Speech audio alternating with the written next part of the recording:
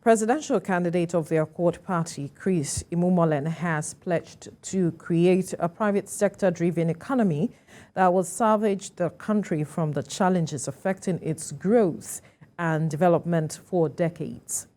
Professor Imomulen said this at an interactive session at the National Institute for Policy and Strategic Studies in Jos. Funam Joshua has details.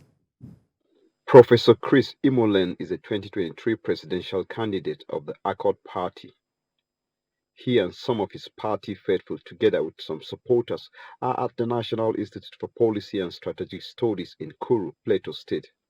He is here for an interactive session with some stakeholders to further unveil his economic policy and how he intends to govern the country if elected president of Nigeria in the coming polls. While addressing the crowd, the Accord presidential candidate, who is also from the academia, says the three areas he will prioritize are education, power, and security. He also stresses the need for an urgent industrial revolution by declaring a state of emergency in the power sector, which he believes will turn around the fortunes of the country. Mr. Imomulen urges citizens to vote only for candidates who have passion for the country and its transformation, not those with selfish interest. Education still remains one of the driving force to national birth and national discovery. If Nigerians are not educated, then how do we drive the economy? If Nigerians are not properly educated, how do we have our mind transformed to converting Nigeria to the country we truly want to see?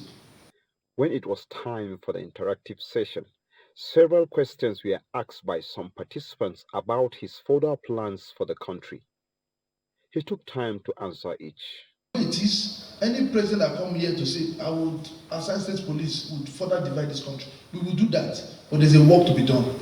First, bring Nigerians together, and we'll now go in that way. Is to design a system, a transparent system that can ensure that all what Nigeria is collecting is remitted to the coffers. We are a population of 200 million. I can tell you, usually there is so much that we can do with that population.